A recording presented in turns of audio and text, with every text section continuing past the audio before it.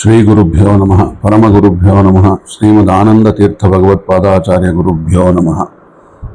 ವ್ಯಾಸಾಯ ಭವನಾಶಾಯ ಶ್ರೀಶಾಯ ಗುಣರಾಶಯೇ ಹೃದ್ಯಾಯ ಶುದ್ಧ ವಿದ್ಯಾಯ ಮಧ್ವಾಯ ಚ ನಮೋ ನಮಃ. ಭೀಮಸೇನ ಚಿಂತನದಲ್ಲಿ ಹೋದ ಸಲ ಸಿಕ್ಕಾಗ ಗಾಂಧಾರಿ ಎದ್ದೋಡಿ ಬಂದು ಆಗುತ್ತಿದ್ದ ಒಂದು ದೊಡ್ಡ ದುರಂತವನ್ನು ತಪ್ಪಿಸ್ತಾಳೆ. ದ್ರೌಪದಿಯನ್ನ ದುರ್ಯೋಧನನ ಅಂತಃಪುರಕ್ಕೆ ಹೋಗದಾಗೆ ತಡೀತಾಳೆ.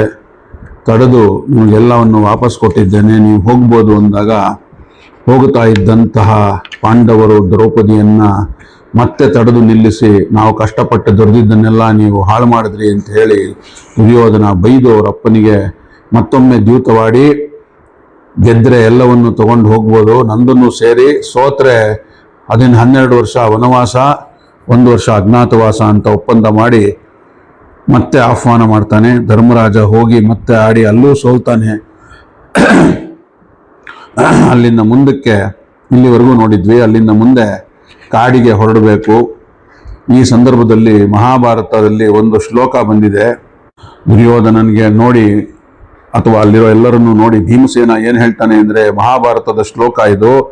ಅಹಂ ದುರ್ಯೋಧನಂ ಹಂತ ಕರ್ಣಂ ಹಂತ ಧನಂಜಯ ಶಕುನಿಂ ಚಾಕ್ಷಕಿತವಂ ಸಹದೇವೋ ಹನಿಷ್ಯತಿ ಋಷ್ಯಾಸನಸ್ಯ ರುಧಿರಂ ಪಾತಾಸ್ಮಿ ಮೃಗರಾಡಿವ ಅಂತ ಒಂದು ಭಯಾನಕವಾದಂತಹ ಮಾತು ಇದು ಭೀಮಸೇನ ಆಡುವಂಥದ್ದು. ಏನು ಹೇಳ್ತಾನೆ ಅಂದರೆ, ನಾನು ದುರ್ಯೋಧನನನ್ನು ಕೊಲ್ತೇನೆ, ಕರ್ಣನನ್ನ ಅರ್ಜುನ ಕೊಲ್ತಾನೆ, ಶಕುನಿಯನ್ನ ಸಹದೇವ ಕೊಲ್ತಾನೆ, ಮತ್ತು ದುಶ್ಯಾಸನನ ಎದೆ ಬಗೆದು ಅವನ ಬಸಿದ ನೆತ್ತರನ್ನ ನಾನು ಕುಡಿಯುತ್ತೇನೆ ಅಂತ ಹೇಳ್ತಾನೆ. ಶ್ಲೋಕದಲ್ಲಿ ಆ ಥರ ಒಂದು ಪ್ರತಿಜ್ಞೆಯನ್ನು ಮಾಡ್ತಾನಲ್ಲಿ. ಅರ್ಜುನ ಎದ್ದು ನಿಂತು, ಮುಂದೆ ಒಂದು ವೇಳೆ ದುರ್ಯೋಧನ ನಮ್ಮ ರಾಜ್ಯವನ್ನು ಮರಳಿ ಕೊಡದಿದ್ರೆ ನಾನು ಭೀಮನು ಹೇಳಿದ ಹಾಗೆ ಮಾಡ್ತೇನೆ. ಭೀಮನ ಬಗ್ಗೆ, ಅವನ ಮಾತಿನ ಬಗ್ಗೆ ಎಳ್ಳಷ್ಟು ಯಾರಿಗೂ ಸಂಶಯ ಬೇಡ ಅಂತ ಅರ್ಜುನ ಅದನ್ನು ಧ್ವನಿಗೂಡಿಸ್ತಾನೆ.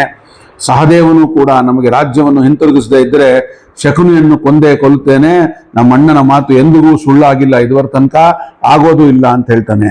ಭವಿಷ್ಯದ ಬಗೆಗೆ ಭೀಮಸೇನನಿಗಿದ್ದ ಒಂದು ಖಚಿತವಾದ ಇದು ಅರ್ಥ ಇದು. ಹಾಗಾಗಿ ಉಳಿದವರಿಗೆ ಯಾರಿಗೂ ಇದು ಇರಲಿಲ್ಲ. ಆದರೆ ಇಲ್ಲೇನಂದ್ರೆ ಇನ್ನೊಂದು ವಿಚಾರ, ಆಚಾರ್ಯ ಮಧ್ವರ ಮಹಾಭಾರತ ತಾತ್ಪರ್ಯ ನಿರ್ಣಯದ ಪ್ರಕಾರ ಇದೇನಾಯ್ತು ಅಂದ್ರೆ, ಈ ಘೋಷಣೆ ಮಾಡಿದ್ದು ಭೀಮನಲ್ಲ ದ್ರೌಪದಿ ಅಂತ ಹೇಳಿ. ಹಾಗಾಗಿ ಇದು ಮಹಾಭಾರತದ ಶ್ಲೋಕದಲ್ಲಿದ್ರೂ ಕೂಡ ಇದು ಭೀಮಸೇನನು ಮಾಡಿದ್ದಲ್ಲ ಅಂತ ಹೇಳಿ ತಾತ್ಪರ್ಯ ನಿರ್ಣಯದಲ್ಲಿ ಆಚಾರ್ಯರು ಇದನ್ನ ಪೂರ್ತಿಯಾಗಿ ಸ್ಪಷ್ಟ ಮಾಡಿದ್ದಾರೆ. ಭೀಮನು ಇದನ್ನ ಅಂಗೀಕಾರ ಮಾಡ್ತಾನೆ, ಹೌದು ದ್ರೌಪದಿ ಹೇಳ್ತಾ ಇರೋದು ನಿಜ ಅಂತ ಹೇಳಿ. ಇದು ಬೇಕು ಅಂತಲೇ ಸ್ವಲ್ಪ ವ್ಯತ್ಯಾಸವಾಗಿ ಅರ್ಥವಾಗ್ಲಿ ಅಂತಲೇನೆ ಈ ತರ ಬಂದಿರೋ ಅಂಥದ್ದು ಭೀಮಸೇನ ಹೇಳ್ದ ಅಂತೇಳಿ. ಅಲ್ಲದೆ ಈ ಘೋಷಣೆ ಮಾಡಿದ್ದು ದ್ಯೂತ ಪರ್ವದಲ್ಲಿ ಮಾನಭಂಗ ಆದ ಸಮಯದಲ್ಲಿ, ಕಾಡಿಗೆ ಹೊರಟಾಗಲ್ಲ. ಇದು ಒಂದು ಕ್ಲಾರಿಟಿಯನ್ನ ಆಚಾರ್ಯ ಮಧ್ವರು ಕೊಡ್ತಾರೆ ಇಲ್ಲಿ. ಸೂನ್ ಆಫ್ಟರ್ ದಿ ಮಾನಭಂಗ ದ್ರೌಪದಿ ಆಡೋ ಅಂಥ ಮಾತುಗಳವು. ಪ್ರಾಚೀನ ಮಹಾಭಾರತದ ಪಾಠ ಹಾಗಿದ್ದಿರಬೇಕು. ದ್ರೌಪದಿ ಹೇಳಿದಂತೆ ನಡೆಯುತ್ತದೆ ಅಂತ ಹೇಳಿ ಅನಂತರ ಭೀಮಸೇನ ಹೇಳಿದ ಅಂತ ಹೇಳಿ ತಾತ್ಪರ್ಯ ನಿರ್ಣಯದಲ್ಲಿ ಹೇಳಿದ್ದಾರೆ. ಕಾಡಿಗೆ ಹೋಗುವ ಸಮಯದಲ್ಲ, ದ್ಯೂತ ಪರ್ವದಲ್ಲೇ ಇದಾಗಿದ್ದು ಅಂತ. ಹಾಗಾಗಿ ದುರ್ಯೋಧನ, ಕರ್ಣ, ಶಕುನಿ, ದುಶ್ಯಾಸನ ಈ 4 ನೆತ್ತರನ್ನು ಈ ನೆಲ ಕುಡಿಯುತ್ತೆ ಅಂತ ಭೀಮಸೇನ ಘೋಷಣೆ ಮಾಡಿ ಅಲ್ಲಿಂದ ಹೊರಟ. ಅದಾಗೆ ಹೇಗೆ ಹೇಳಿದ್ದಾಳೋ ಹಾಗಾಗತ್ತೆ ಅಂತ. ಕಾಡಿಗೆ ಹೊರಟಾಗ ಸಹಾನುಭೂತಿಯಿಂದ ಕಳಿಸಿಕೊಡುವ ಸೌಜನ್ಯವೂ ಕೂಡ ಕೌರವರಿಗೆ ಯಾರಿಗೂ ಇರಲಿಲ್ಲ. ದುಶ್ಯಾಸನನಂತೂ ಕುಣಿದು ಕುಪ್ಪಳಿಸಿಬಿಟ್ಟ ಅಲ್ಲಿ ಅರಮನೆಯಲ್ಲಿ ಅಂತ ಮಹಾಭಾರತ ಹೇಳುತ್ತೆ. ಭೀಮನನ್ನು ನೋಡಿ ಪಶು ಅಂತ ಹಂಗಿಸಿದ ಅಂತ ಹೇಳ್ತಾರೆ ಎಲ್ರೂ. ದ್ರೌಪದಿಯ ಎದುರು ಹೋಗಿ ಕುಣಿದು ಹೇಳಿದನಂತೆ ಅವನು, ಯಾರೋ ದುಶ್ಯಾಸನ, ನಮ್ಮಿಂದ ಕೈ ತಪ್ಪಿ ಹೋದ ನೀನು ಈಗ ಕಾಡಿಗೆ ಹೋಗ್ತಾ ಇರುವೆ, ನಿನ್ನ ಕೈ ಹಿಡಿದ ನಿನ್ನ ಗಂಡಂದ್ರು ಏನು ಮಾಡಿದ್ರು? ಏನಿಲ್ಲ, ನಿನ್ನನ್ನು ಉಳಿಸ್ಕೊಳಕ್ ಸಹ ಆಗ್ಲಿಲ್ಲ. ಬಾ ದುರ್ಯೋಧನನ ಆಲಯಕ್ಕೆ, ಇವರೆಲ್ಲ ನಪುಂಸಕರು ಅಂತ ಹೇಳ್ತಾನೆ. ನೋಡಿ ಎಂಥ ಮಾತು ಪಾಂಡವರ ಬಗ್ಗೆ ದುಶ್ಯಾಸನ ಆಡೋದು. ಇವ್ರ ಹಿಂದೆ ಹೋಗಬೇಡ, ನಪುಂಸಕರು ಇವರು, ಗಂಡಸರೇ ಅಲ್ಲ, ದುರ್ಯೋಧನನ ಹಿಂದೆ ಬಾ ನೀನು ಅಂತ ಹೇಳ್ತಾನೆ. ಒಬ್ಬ ಅನಾಗರಿಕನಾದವ ಇದಕ್ಕಿಂತ ಹೆಚ್ಚು ಹೇಯವಾಗಿ ನಡಿಕೊಳ್ಳೋದಕ್ಕೆ ಸಾಧ್ಯವೇ ಇಲ್ಲದೆ ಇರೋ ಸ್ಥಿತಿನಲ್ಲಿ ಮಾತಾಡೋ ಅಂಥದ್ದು ದುಶ್ಯಾಸನ. ಆಮೇಲೆ ಭೀಮ ನಡೆದ ಹಾಗೆ ನಡೆದು ತೋರಿಸ್ತಾನೆ, ಮಿಮಿಕ್ರಿ ಮಾಡ್ತಾನಲ್ಲಿ. ಯಾರು? ದುಶ್ಯಾಸನ. ಭೀಮ ನಡೆದ ಹಾಗೆ ನಡೆದು ಹೋಗ್ತಾನೆ. ಉಳಿದ 99 ಮಂದಿ ಕೌರವರು ಇವನೊಂದಿಗೆ ಒಳ್ಳೆಂತ ನಗ್ತಾರೆ. ವಿಕರ್ಣನನ್ನು ಸೇರಿ, ಆವಾಗ ವಿಕರ್ಣ ಜ್ಞಾಪಿಸ್ಕೊಳ್ಳಿ, ಯಾವಾಗ ಎದ್ದು ಪಾಂಡವರ ಕಡೆ ಮಾತಾಡಿದ್ದ, ಈಗ ಈ ಮಿಮಿಕ್ರಿ ಮಾಡಿದಾಗ ದುಶ್ಯಾಸನ ಅದನ್ನು ನೋಡಿ ವಿಕರ್ಣನು ಸೇರಿ ನಗ್ತಾನೆ. ಹೊರಟುನಿಂದ ಭೀಮಸೇನ ಇದನ್ನು ನಿಂತು ನೋಡ್ತಾನೆ ಒಂದು ಬಾರಿ ಎಲ್ಲರನ್ನೂ. ನಾನು ದುರ್ಯೋಧನನನ್ನು ತೊಡೆ ಮುರಿದು ಕೊಲ್ಲುತ್ತೇನೆ ಅಂತ ಹೇಳಿ ದುಶ್ಯಾಸನನ ನೆತ್ತರು ಬಸಿದು ಕುಣಿತೇನೆ ಅಂತ ಹೇಳಿ ಪ್ರತಿಜ್ಞೆ ಮಾಡಿದ್ದೆ. ಅಷ್ಟೇ ಅಲ್ಲ, ಕೇಳಿಸ್ಕೊಳ್ಳಿ, ಇವಾಗ ಹೇಳ್ತಾ ಇದ್ದೀನಿ ಅಂತ ಭೀಮ ಹೇಳ್ತಾನೆ. ನೀವು 100 ಮಂದಿ ಯಾರ್ಯಾರು ಕೂತು ನಕ್ಕಿದ್ದೀರಾ ಇಲ್ಲಿ, 100 ಮಂದಿ ನಾನು ಗತಿ ಕಾಣಿಸ್ತೇನೆ, ನಿಮ್ಮ 100 ಜನಗಳ ಅಂತ್ಯ ನನ್ನ ಕೈನಲ್ಲಿ ಅಂತ ಭೀಮಸೇನ ಪ್ರತಿಜ್ಞೆ ಮಾಡ್ತಾನೆ. ದುರ್ಯೋಧನನಿಗೋ ಇನ್ನೂ ಚಾಪಲ, ಒಂಥರ ಇನ್ನೂ ದುರ್ಬುದ್ಧಿ. ದುರ್ಯೋಧನನು ಭೀಮಸೇನನ ಸಿಂಹದ ನಡೆಯನ್ನ ಅನುಕರಣೆ ಮಾಡಿ ತಾನೂ ಒಂದ್ಸಲ ನಡೆದು ತೋರಿಸ್ಬಿಡ್ತಾನೆ. ಅವನು ಒಂದು ಮಿಮಿಕ್ರಿ ಮಾಡ್ತಾನಲ್ಲಿ. ಸೋತ ಅಸಹಾಯನಾದ ಭೀಮನನ್ನ ಆದಷ್ಟು ಹಂಗಿಸಿ ಅವಮಾನ ಮಾಡೋದು ಇದ್ರ ಉದ್ದೇಶ ಆಗಿರುತ್ತೆ. ಅದರಲ್ಲೂ ಖುಷಿ ದುರ್ಯೋಧನಾದಿಗಳಿಗೆ. ಈ ಸಮಯದಲ್ಲಿ ಸಭೆಯಿಂದ ಒಂದು ಕಾಲು ಹೊರಗಿಟ್ಟಿದ್ದ ಭೀಮಸೇನ ದುರ್ಯೋಧನನ ಚಾಪಲ ನೋಡಿ ಅಲ್ಲೇ ನಿಲ್ತಾನೆ. ಒಮ್ಮೆ ನೋಡೋಣ ಅಂತೇಳಿ ಕಾಲು ತೆಗಿತಾನೆ ಒಳಗಡೆ ವಾಪಸ್ಸು. ನಿಂತು ತಿರುಗಿ ನೋಡ್ತಾನೆ. ಸಿಟ್ಟಿನಿಂದ ಕಿಡಿಕಾರಿದ ಕಣ್ಣಿನಿಂದ ಕೆಕ್ಕರಿಸಿ ನೋಡುತ್ತಾ ಮತ್ತೊಂದು ಪ್ರತಿಜ್ಞೆಯನ್ನು ಮಾಡ್ತಾನೆ ಭೀಮ. ನೋಡಿ, ಅವನೊಬ್ಬನೇ ಮಾತಾಡ್ತಾ ಇರೋದು ಸಭೆಯಲ್ಲಿ, ಎಲ್ಲರನ್ನೂ ಬಿಟ್ಟು.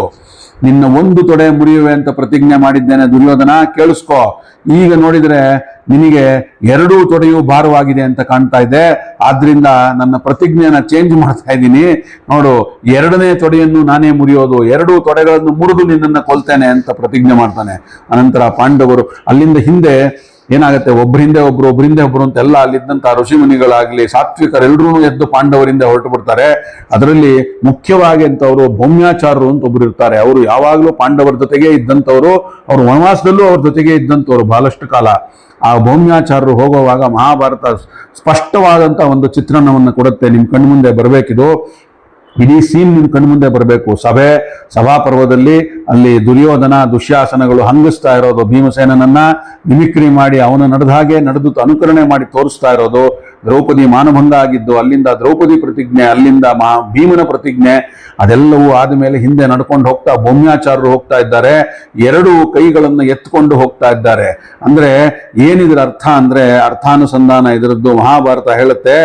ನೀವ್ ಯಾರು ಈ ಕೈಗಳೆತ್ತಿ ಇಲ್ಲಿ ಯಾರ್ಯಾರು ಕೂತಿದ್ದೀರೋ ನೀವೆಲ್ಲರೂ ಭಸ್ಮವಾಗಿ ಹೋಗ್ತೀರಾ, ಸುಟ್ಟು ಯಾರು ಬದುಕಿ ಉಳಿಯೋದಿಲ್ಲ ನೀವು ಮುಂದೆ ಆಗುವ ಮಹಾನ್ ಹೋರಾಟದಲ್ಲಿ. ಭೀಮಸೇನ ನಿಮ್ಮೆಲ್ಲರನ್ನೂ ಮುಗಿಸಿ ಬಿಡ್ತಾನೆ ಅಂತ ಹೇಳ್ತಾ ಸಾಂಕೇತಿಕವಾಗಿ ಭೌಮ್ಯಾಚಾರ್ಯರು ಅವ್ರ ಹಿಂದೆ ಹೊರಟು ಬಿಡ್ತಾರೆ. ಹಾಗಾಗಿ ಹೋಗುವಾಗ ಹೇಗೆ ಹೋದ್ರು ಅನ್ನೋದನ್ನ ಮಹಾಭಾರತ ಹೇಳುತ್ತೆ. ಧರ್ಮರಾಜ ಏನು ಮಾಡ್ತಾನೆ ಅಂದ್ರೆ, ನೋಡಿ, ಇದು ಬಹಳ ಒಂದು ಮನಸ್ಸು ಕಲಕುವಂತಹ ದೃಶ್ಯ ಸಭಾಪರ್ವದಲ್ಲಿ ನಡೆಯುವಂಥದ್ದು. ಜ್ಞಾಪಿಸ್ಕೊಳ್ಳಿ, ಈ ಒಂದು ಚಿತ್ರಣ ನಿಮ್ ಕಣ್ಣು ಮುಂದೆ ಬರಬೇಕು, ಎಷ್ಟು ಅಸಹಾಯಕತೆ ಹೇಗಿದ್ರು ಅಂತ ಹೇಳಿ. ಧರ್ಮರಾಜ ಹೋಗುವಾಗ ಮುಖಕ್ಕೆ ಕೈ ಹಿಡಿದು ಕೈ ಮುಚ್ಚಿಕೊಂಡು ಮುಖವನ್ನ ಹೋದನಂತೆ. ಎಂಥ ದುಸ್ಥಿತಿ ನೋಡಿ. ಧರ್ಮರಾಜ ಏಕಚಕ್ರಾಧಿಪತ್ಯ ನಡೆಸಬೇಕಾದಂಥವನು, ಭೀಮಸೇನಂತ ತಮ್ಮ ಇದ್ದಂಥವನು, ಅರ್ಜುನನಂತ ತಮ್ಮ, ಕೃಷ್ಣನಂತಹ ಒಬ್ಬ ಇವನು ಭಗವಂತ ಅವನ ಜೊತೆಗಿದ್ದಂಥವನು. ಧರ್ಮರಾಜ ಮುಖವನ್ನು ಮುಚ್ಚಿಕೊಂಡು ಯಾರಿಗೂ ತೋರಿಸ್ಲಾರ್ದಿನ ನಡ್ಕೊಂಡು ಹೋದಂತೆ. ಅರ್ಜುನ ಅಂಗಳದಲ್ಲಿದ್ದ ಉಸುಕನ್ನ ಎತ್ತಿ ಕೈಯಲ್ಲಿ ಚೆಲ್ಕೊಂಡು ಹೋದಂತೆ. ಭೀಮಸೇನ 2 ತೋಳುಗಳನ್ನು ಎತ್ಕೊಂಡು ಹೋದ. ಇದೇ ಅದರ ಅರ್ಥ. ಭೌಮ್ಯಾಚಾರ್ಯರು ಹೀಗೆ ಹೋದ್ರು ಅಂತ ಹೇಳುತ್ತೆ. ದ್ರೌಪದಿ ತಲೆಮುಡಿಯನ್ನ ಬಿಚ್ಚಿಕೊಂಡು ಹೋದ್ಲು.